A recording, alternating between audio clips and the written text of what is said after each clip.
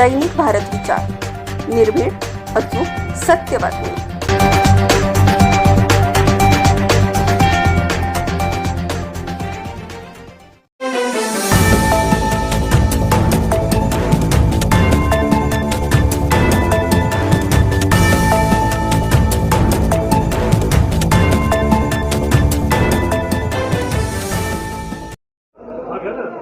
नमस्कार.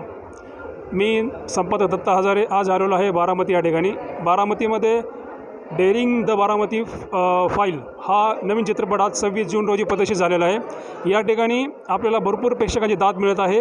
याच अनुषंगाने आपल्याला दादा जगताप या जी प्रमुख भूमिका आहे या चित्रपटात साकारलेली आहे.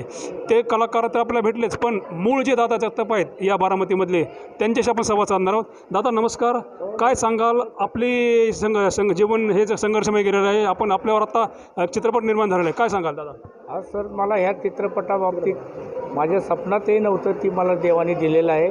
आणि माझ्या सगळ्या मातृभूमीने माझा सगळा जे काही झालेला जे इतिहास आहे आणि माझ्यावर होणारी येळ प्रसंग जी कहाणी आहे ती सगळी पिक्चर बाबतीत सगळी दावलेली आहे.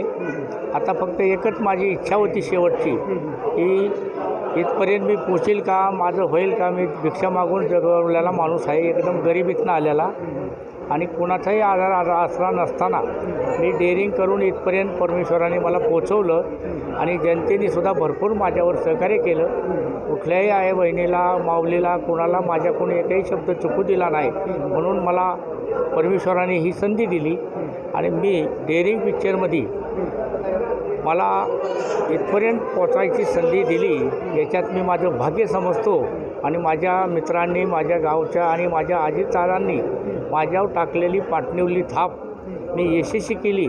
पण माझ्या दादांना हे बघण्यास न मिळाले त्याचे दुःख करून मी माझी लय जीवाला आक्रोश करतो. पण माझा नाईलाज साहेब, नाईलाजाने माझा नेता जर असता तर मला याच्यापेक्षा इतका आनंद झाला असता की मी एखाद्या मारुती रायागत हृदयात आत ठेवतो त्याला ठेवीन, इतके मला समाधान वाटलं होतं. पण हाही माझी मंडळी सगळी माझ्या सहकार्याला उभी आहे आणि मी सगळ्याचा ऋणी आहे. पुढे ते दादांना मिस करताय का? दादाची आठवण येते?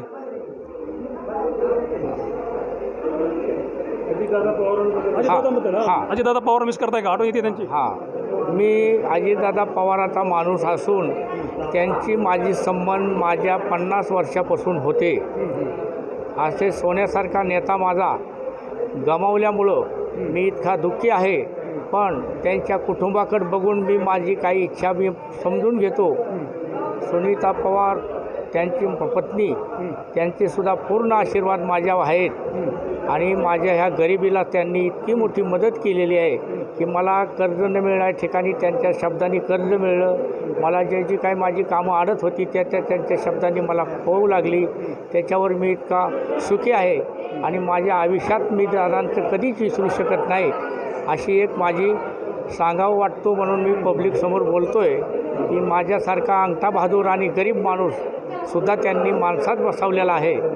तर मला परमेश्वरापेक्षा दादांची लई मोठी दुःख होते, याचं मला वाईट वाटते. आज प्रदर्शित झालेला आहे, सर्वत्र महाराष्ट्रभर प्रदर्शित झालेला आहे. आपण नक्की ज्या सिनेमाला दाद देऊया व महाराष्ट्रभर या सिनेमाला उत्तम असा प्रतिसाद लाभो.